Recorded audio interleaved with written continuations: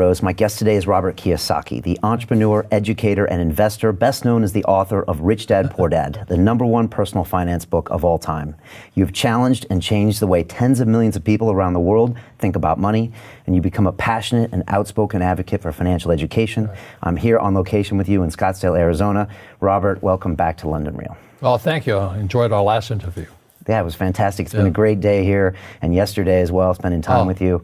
Yesterday was one of the highlights of my life, so it was fantastic. Well, it was you and me and Jim Rickards. And why was that the highlight of your life? What was happening that day that made you feel that way? Well, you ever seen a kid, like they're playing football or baseball, whatever the sport is, and they go onto the field and they meet their hero, they'd be like meeting David Beckham or, somebody like that. Well, to me, Jim Rickards and Naomi Prince and a lot of the people I run around with now were my heroes. I mean, they were the guys on the field. And I said, God, they're so smart. They're insiders into this world. And so to actually be sitting next to Jim and working on projects together, and I'm going, why am I here?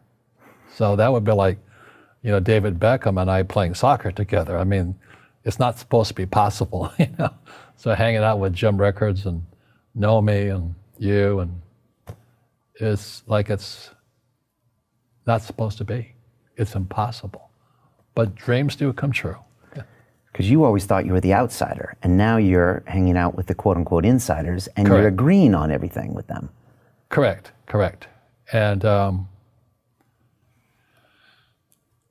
lot of people get financial advice from outsiders. If maybe a financial planner, a stockbroker, a real estate broker, but they're not on the inside of the deal. And one of the reasons I like being an entrepreneur and being a real estate guy is I'm always trading from the inside. I know the deal. I'm part of the deal. I am the deal, But the average person who buys like stocks, bonds, mutual funds, ETFs, and saves money, they're outsiders. They have no idea what's going on between them and the real world of inside. So Jim Rickards and Naomi Prince, they were with, Jim was with the CIA, long-term capital management, the Pentagon, and they're the inside on what's going on with money. Naomi Prince was with Solomon and Lehman Brothers and Goldman Sachs. They're insiders. And I was this little guy on the outside trying to figure out, what are those guys doing? How are it's almost like, what's the wizard doing? How is the wizard pulling these handles and all this? And we're all outside jumping around doing as they tell us. You should save money. Okay, I'll save money. You should buy stocks. Okay, I'll buy stocks. You should put some money in bonds. Okay, I'll buy. And I said, there's a wizard in there. I want to know who that wizard is. And so Jim and these guys are as close to the wizard as I could get. How does a 9-year-old kid in Hawaii, a poor kid, get to this point? Yeah. Well, I wasn't poor by most people's standards, but I came from a family with a poor attitude, if you know what I mean. Because rich, poor, middle class, poverty starts with a fundamental attitude. So I was in Hawaii, I was 9 years old. My father was the head of education, PhD, very smart man, good guy. And for some reason, we moved across town and I went to a school with rich kids. So this is a little town called Hilo, Hawaii. It's not on the map anywhere, but it is. It's a sugar plantation town. So when I was 9 years old, I moved to this rich kid's school. And suddenly I realized I was poor because it's relative, as Einstein, it's all relative. And my classmates were mostly white guys. And I was one of the few Asians in the class. And these guys, their fathers owned the banks, they owned the plantations, they owned the car dealerships, they owned the meat packing company, they owned the ranches. And I'm going, how come my dad doesn't own that? So I remember raising my hand when I was 9 years old, talking to my fourth grade teacher, and I said, when am I going to learn about money? And she was this woman who should have retired 50 years earlier. She was so sick and tired of kids by this time. She says, the love of money is the root of all evil. And I said, what am I, in Sunday school? And I was this punky little 9-year-old kid. And she says, we don't teach money at school. I said, why not? And she couldn't answer me. And she got very flustered. She said, sit down, take your seat. And then I got curious. I said, why don't we learn about money? She says, go ask your father. He's my boss. So my father was the head of education, PhD, all that stuff. I go home and ask him, I said, why don't we learn about money in school? And he looked at me and says, because the government doesn't let us teach that subject. The government tells us what we can teach and what we can't teach. And I thought that was strange. And I said, but aren't we going to school to learn about money? He says, no, your job is to get a job. I said, but you get a job to earn money. He goes, no, you're supposed to just get a job. And I went, no. Isn't the purpose of a job to earn money? He goes, you're correct. I said, so why don't I just learn about money? I can skip the job part, you know? And he got flustered and he said, look, and my father was, for Japanese, very tall, 6'4", and imposing man, good guy. But he says, if you want to learn about money, why don't you ask your best friend's father about money? And I said, why? That's Mike. So why ask him? He says, because Mike's father is an entrepreneur. And I said, what are you? He says, I'm an employee. I'm a government employee. And I went, oh, what's the difference? He says, the difference is an entrepreneur must know about money, or they're no longer entrepreneurs. And he says an employee doesn't have to know anything about money, because the government will take care of them, the company will take care of them. So I'm all confused. But I took my dad's advice and I trundled over to Mike's father's office and knocked on his door and I said, hey, I'm here, 9 years old. Teach me about money. He says, beat it, kid, you know. But that's where the story of Rich Dad, Poor Dad started. And finally, through persistence, my rich dad started teaching me about money on one condition. And that condition was he would never pay me. He says, the moment I pay you, you think like an employee. He says, that's the trap. Entrepreneurs work for free. And now I'm 9 years old, my head's going cracking in half.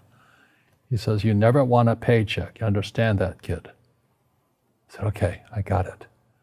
And he says, well, how do I make money? He says, that's what entrepreneurs figure out. It's like it's a cat, you know, which comes first, a cat or the cat chasing its tail. And I said, so how do I learn about money?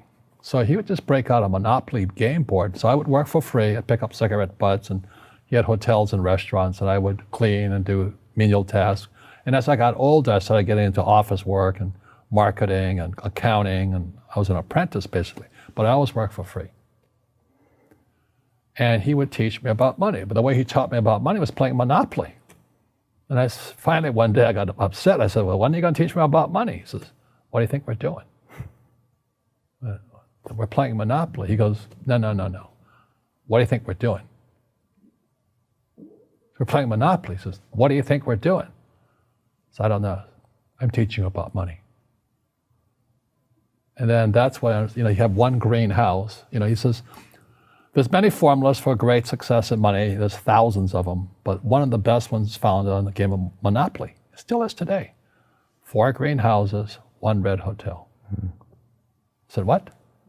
He says, one of the greatest ways to acquire great wealth is playing Monopoly in real life. 4 greenhouses, 1 red hotel. Well, is that all there is? He goes, that's it. And he says, what do you think I'm doing? And I went, I don't know. So then he took me out and he showed me his greenhouses. And 10 years later, when I was 19, I was now in school in New York, and I come back to Hawaii, and Rich Dad had bought the biggest piece of land smack dab in the middle of Waikiki Beach. And when you go to Waikiki Beach today, you'll see the Hyatt Regency Hotel. That was his hotel. Just like the game of Monopoly. Just like the game of Monopoly. Acquired assets and they became bigger assets. He just kept what's called an assemblage, because that property wasn't that big at that time. So he had to buy out all the small guys. Because Waikiki was a little dirt water little town. So he'd buy out this shop owner and buy that shop owner. And it took him a while, but he finally assembled this large piece of property. And then he and Hyatt put up this giant hotel.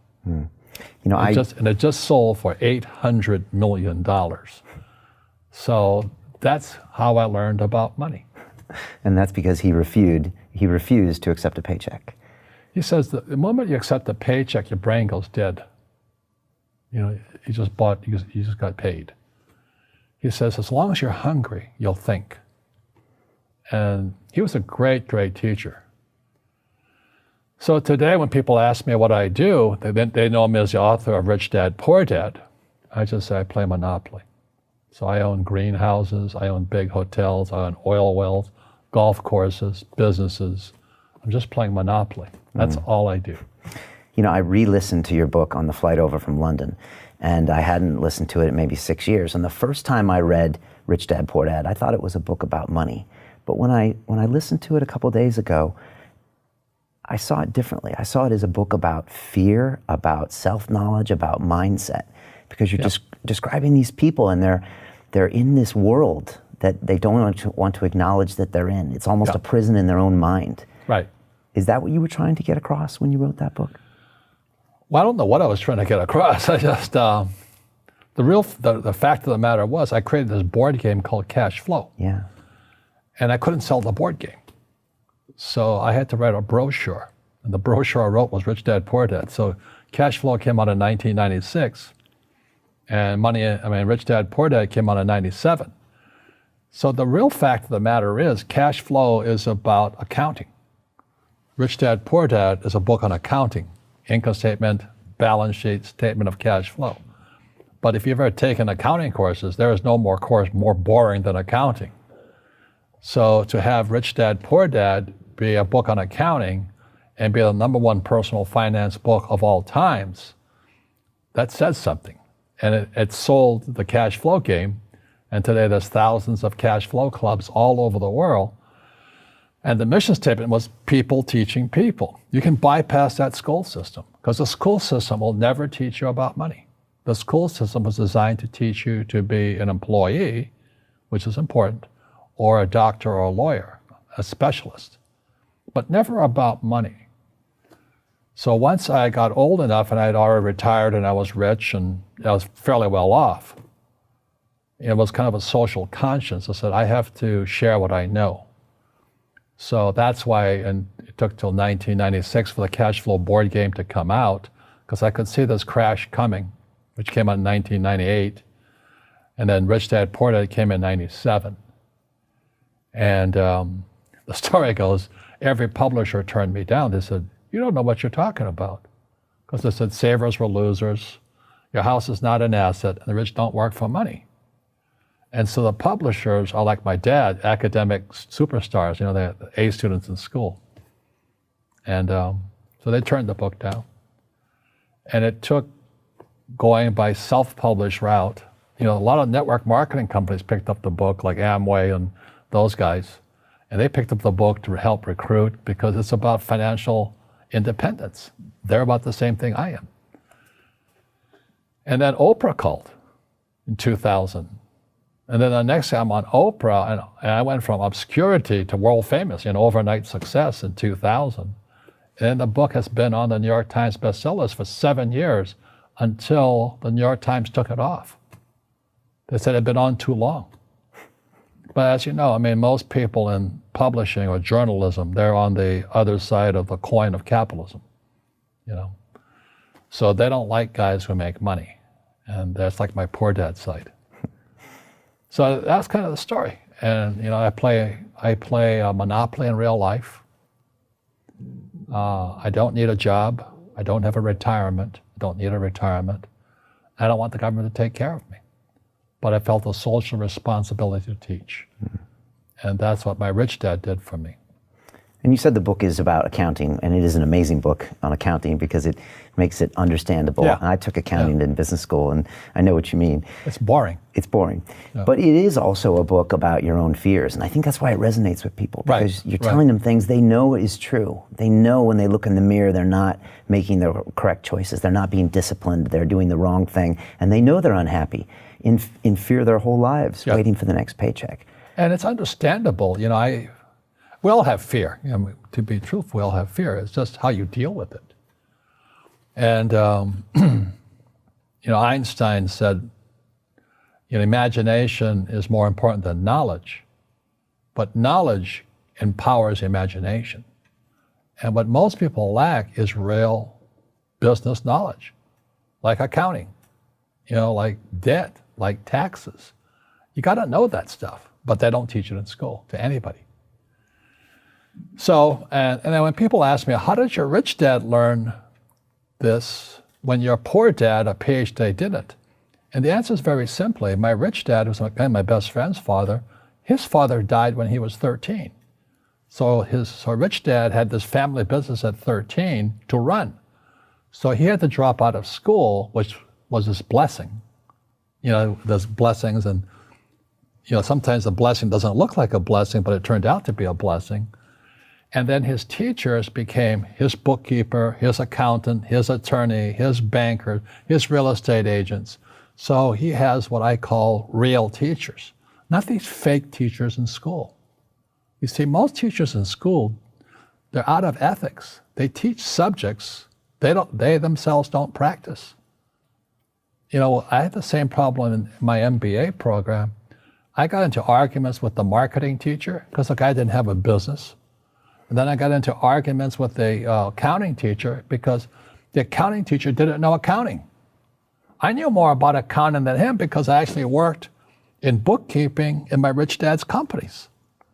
And so I'm not an accountant, but I understand accounting. So that was the end of my school years because I understood what a fake teacher is. A fake teacher is somebody who just wants a job and they'll teach anything. They teach you how to shine shoes if you pay them more money. But they really don't know what they're teaching. For example, my calculus teacher, went to military school in New York, and I asked the teacher, I said, I'm in my third year of calculus now. It was called strength of materials. I said, am I ever going to use this stuff? He goes, no. I said, why do you teach it? He says, because I get paid. I said, do you ever use it? He goes, no. And that's why, you have to, in life, one of the things I suggest to people, you got to find a real teacher versus a fake teacher. And a fake teacher is somebody who doesn't do what they teach. And a real teacher is doing what they teach every day. So my accountants, my attorneys, they're in it every single day. And that's how I learn, because every day I'm solving problems in my business. So I have accountants and attorneys and bankers and all these people on speed dial because I'm solving problems with my team. That's how I got smart. That's how you got smart. How are we doing 21 years later since this book was published? There's more information out there than ever. We've got the YouTube, we got internet, everything. Are people better educated about money? No, they're worse off. I mean, I have my little Rich Dad radio show, and tomorrow I'm interviewing these team of, I think they're educational psychiatrists, and their book is called Coddling of the American Mind.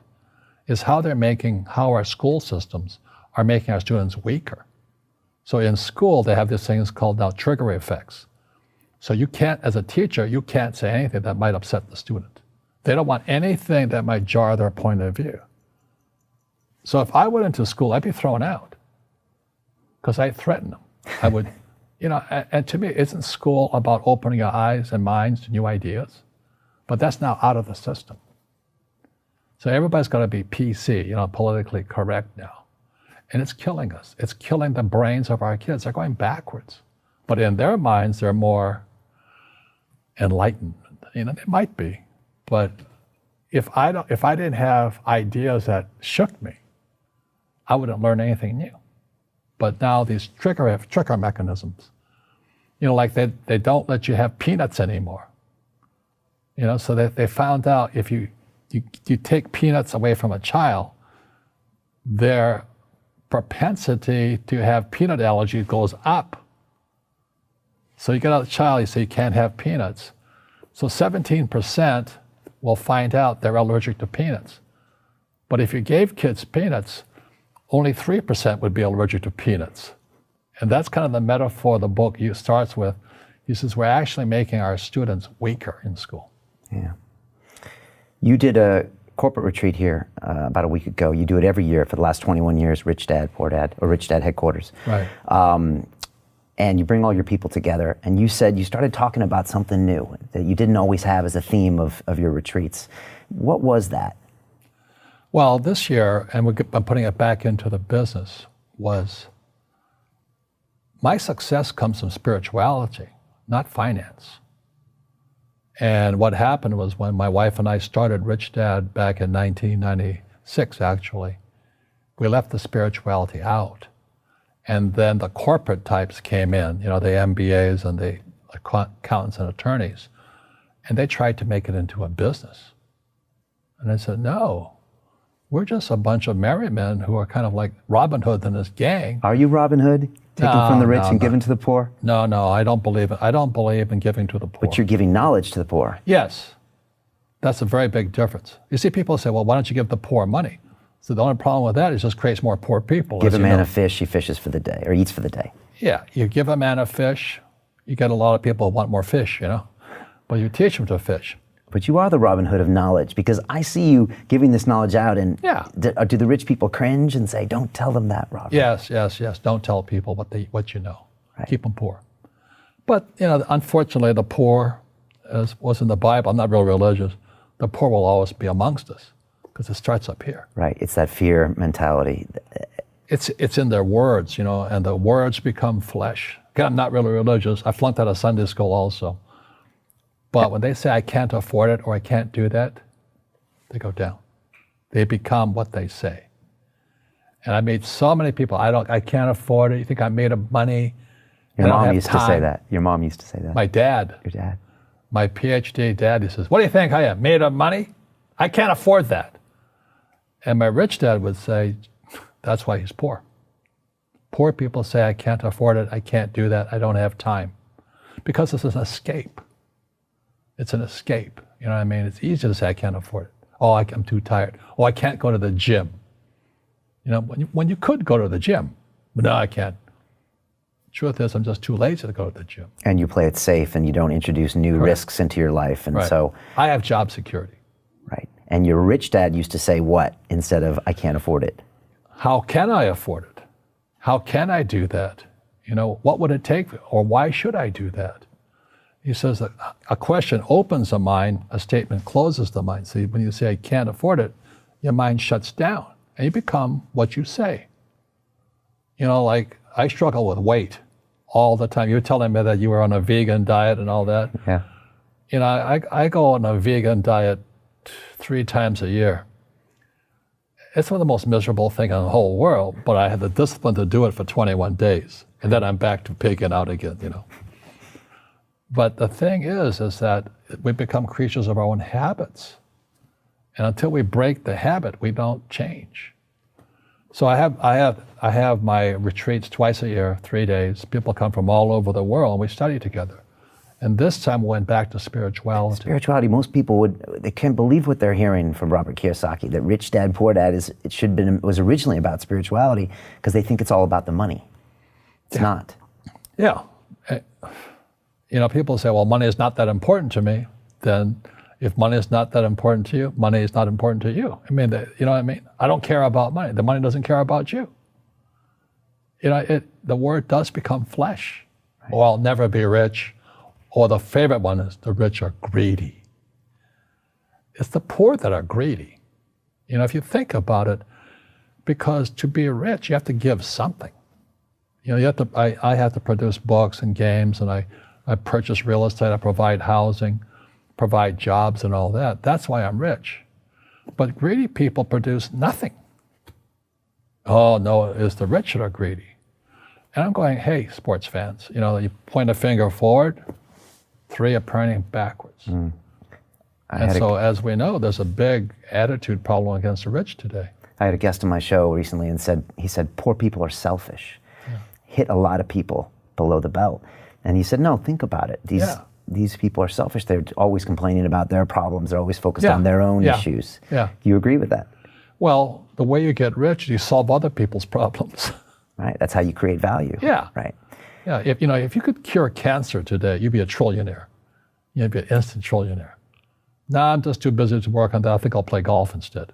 You know? Tell me about how you bring spirituality back into a company, a corporation, or Rich Dad.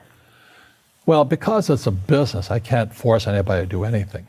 But we study spiritual books. Like the last book we studied was The Power of Now by Tolle, T-O-L-L-E. And then before that, we studied those types of books. We also study finance books. But then I encourage meditation and this process called clearing. You know, Tolle talks about we have pain bodies in our, you know, it's like maybe your father did something to you 50 years ago. Well, that pain is still there. And meditation doesn't get to it. So there are people with the precision, it's like a laser guided to go in there and remove the mental and emotional pain. So there are processors who can do that. So at our events, we have these processors and they're made available to people. Now, does everybody participate in it? No. Right. You have to have a little faith. It doesn't work. Right. Yeah, and I was trained as an engineer, and science told me that none of this stuff works. But when I meditate and I practice yoga and I do these things, I do find pain leaving my body. So again, I have to ask myself, am I stuck in that poor dad mindset of believing everything everyone tells me and not making some decisions for myself? Yeah. Well, when people ask, you know, like, how did I get on Oprah? How did I write a book with Donald Trump, now President of the United States? Not that I'm endorsing him. He's much hated. Good man, though. I want to talk about him. But anyway, how could I have done that? Well, it wasn't my brain. It was, you know, Oprah had me on the program because she's concerned also. Trump and I wrote the book together because we both had rich dads, and we both are advocates for financial education. And a lot of people just hate him because he's rich or he's obnoxious. He is obnoxious. I can't give it that. But we didn't get together for about money because we both had rich dads who taught us how to make money. Our schools don't teach that. Our schools teach almost the exact opposite of that. So anyway, how does a guy like me, a little kid with no money, and it wasn't I was poor, we're very middle class, you know. I think my father was making about $20,000 a year. And when I graduated from school, from college, I was making $120,000 a year. 6 times the amount he made. And I was 21 years old. And he goes, how'd you do that? I said, I didn't go to the same school you went to. You used your mind in a different way. No, I just followed my heart. Okay. I went to school to be a ship's officer to sail. So I sailed all over the world. And back in, this was in the 60s, if you sailed into the war zone, Vietnam, which I did, you got double the pay and no taxes. So that's how I was making $120,000 a year. And I come back, my father's still making $20,000 a year. I'm making $120K. And he can't understand it because he's a poor man in mind and in soul. You know, he says, you've become like one of those rich guys. And I said, just because I have money? You know, I'm in the war zone, I'm doing this. But it violated all the core values. See, the reason, you know, as you had, is that Lipton? Bruce Lipton on my show. Bruce Lipton. Yeah. He says poverty is passed on. It's taught in your families. And middle class is taught in families. And I was really happy that, you know, he endorsed Rich Dad, Poor Dad on your program. Because he says, I was taught by a rich man. And so the people right now who are sitting at home, who are struggling financially or worried about money or unhappy, they may be making a lot of money, but unhappy with what they're doing, it was probably taught to you. You know, your superego was taught, get a job, work hard, or you'll never be rich, or the rich are evil, or whatever. And until you change your mindset, money won't help you, right? Correct. And we see that with people that win the lottery, people that make more money, they still have the same problems. Right. Because they have that poor man's soul. Right. If you're poor, you'll always be poor. That's really hard for people to understand. Yeah, the money will disappear that fast. Just like most pro athletes, you know, they make millions of dollars and 65% are bankrupt 5 years later. It's because they come from poor families. Now you tell them that, they get very angry at you. It's not, it's the rich fault. You know, it's you guys ripped me off and government ripped me off. But unfortunately, what Mr. Lipton was saying, it's passed down genetically. That's the frightening thing. So what Mr. Lipton was saying, what Trump and I are saying, and what Jim Rickards and Nomi Prinz and all, we're saying we got to change what we teach our kids. Right. Try to change that Yeah. that soul, that DNA, and introduce a real different mindset. Yeah. Well, is they've got to teach them, as Einstein said, imagination is more important than knowledge. Yeah, but you got to have the basic knowledge of taxes, debt, financial statements, and all that. If you don't want to learn it, I can't help you. So my poor dad never wanted to learn what my rich dad was teaching me. Right. You wrote books with Trump because you both were passionate about teaching this knowledge. You both had rich dads that opened your minds up to possibilities. And again, it's almost like an investor's mentality. How can I afford this? You're thinking about everything in life as an investment, invested of time, of money. It's an amazing mindset to have. What was that process, writing books with Donald Trump? Not one book, but two books. Right. And what did you learn from him as a man before he even became president? Well, there's no two Donald Trumps. What I mean by that is what you see on TV is what he is. He will not BS you. You know how a lot of politicians have two sides? Trump has one side, and it's the one that's president at that moment.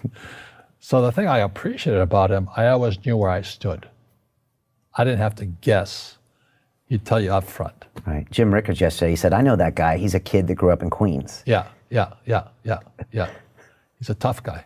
Yeah. Very tough. And Queens was not too far from where I went to school in New York. Okay. And those guys are tough.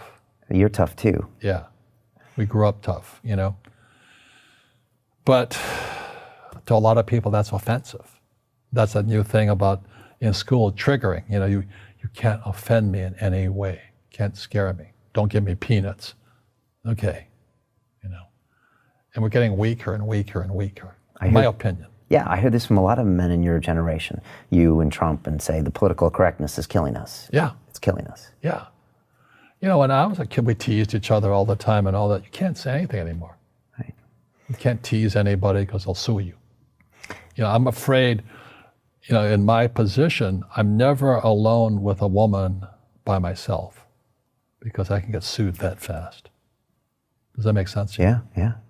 And I don't fool around at all. I love my wife, been married 33 years. But today, you can get accused of anything. You're guilty. Right. It's something sick in our society. Will this change in the next 50 years? It has to, right? Well, one of my best teachers was R. Buckminster Fuller. He created the geodesic dome and all that. Yeah. And he was kind of the guy that straightened me out spiritually. And he always talked about generalized principles. And these are principles that are always true, no exceptions. So if you drop a stone in the water, the ripple always goes out this way. It's called precession. He says there's no exception. You can't drop a stone in the water and there's no ripple. It's always a ripple. So no matter what we do, we're always creating ripples. So it's called precession. Ephemeralization is our ability to do more with less. So you look at our cell phone now, it has more horsepower than the Sperry computer 50 years ago. That's doing more with less. So humans are getting more and more powerful. We have more power to us. Unfortunately, we're not evolved as human beings. It's horrifying. We're more antagonistic, more antisocial. Social media is antisocial. I don't even get on the thing personally. I'm very controlled at what we say, not like Trump, but because it's so antisocial today. People are so antagonistic. That's the danger part. So the reason I'm speaking on spirituality, we got to evolve. It means meditation, it means yoga, it means praying, it means going to church, whatever it takes. But you got to get back to calm and peace and meditation. What do you make of all this fighting that's going on? I don't live in America anymore, but everyone tells me it's hard. It's hard. Horrible. It's hard going to a dinner party because arguments break out. Fight. There's fights everywhere. We're fighting with each other. We're fighting with the environment. Right. How does this play out, and how do you view that? Well, that's what I was getting at. So Fuller talked about the generalized principles. One generalized principle is emergence through emergency. So when you look at the word emergency, the base word is emerge. And what Fuller says, the only way humans evolve is via emergency. Crisis. And a big one's coming. And it's going to be, as we all know, our banks have ripped us off. immensely. They're just a bunch of crooks. I don't know how they can live with themselves. But, the bankers rip off trillions and they get bonused in billions. Nobody goes to jail. That's the sickness of our society. So that's why Trump and I write about financial education. It's almost like self-defense. It's almost like taking judo against our own government and our own banking systems and Wall Street. So that's why we're here with Jim Rickards and Nomi. It's kind of self-defense, teaching people what schools will not teach us. I spoke to you yesterday and asked about the next 3 weeks. You're traveling all around the world. And I said, Robert, why are you traveling so much? And you said, because I need to let people know that this crash is coming and that these problems are out there. You feel like you have a mission to let people know about this. It's a sense of that, yes. And why do I have, I have bad luck too. I've had financial crashes. I've had people stab me in the back, but they're all good because I grow from it. That's spirituality. Right. People who are afraid of making mistakes, like they teach in school, they don't ever grow. Because spirituality is there's good and there's bad, there's right and there's wrong, there's up and there's down. Most people only want to be right.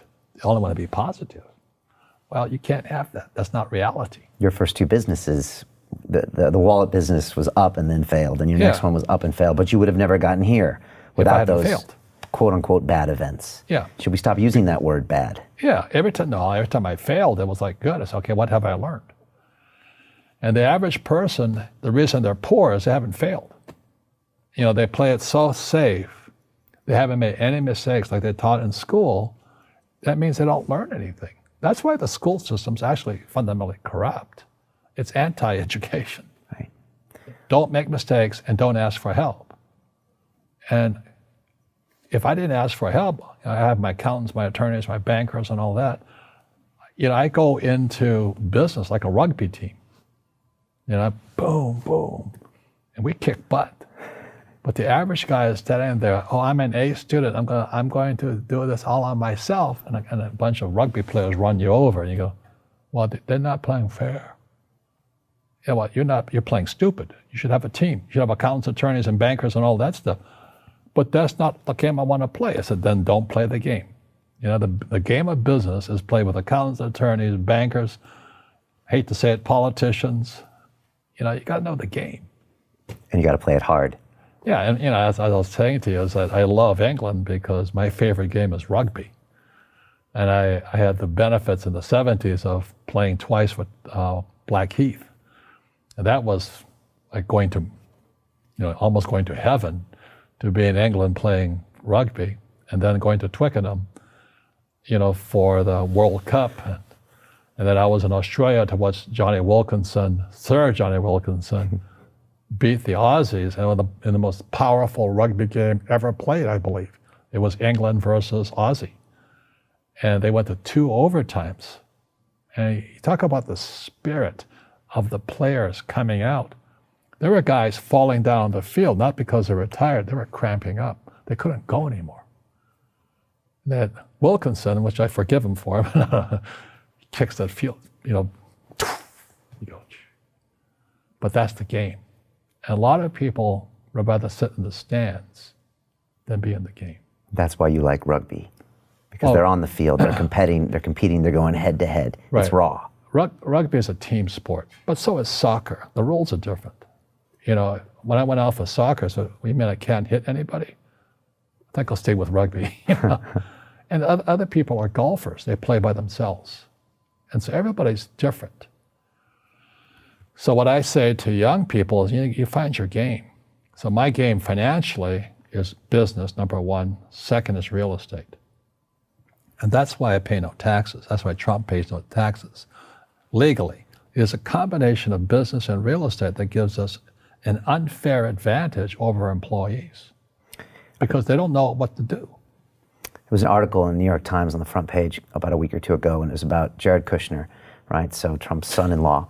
And about saw that same article? Yeah. Did you pick it up? Yeah, I read it, and it was all about how... Depreciation. And he didn't pay any taxes, and his net worth was growing, and everyone's arms were up. Look at this guy, he's not paying taxes. Yeah. And this is the New York Times, okay, so considered a front runner in the news, showing us how bad this was, that this entrepreneur who grew his net worth by like 3 times or 4 times over the last 3 or 4 years, and I thought of you. What does that tell us? What do you see when you see that article? Well, the New York Times article is an employee mindset, and they have no financial education. Somebody said Kushner has a loophole called depreciation. I go, you idiot. It's illegal. It's not a loophole. Depreciation is what the government wants us to do.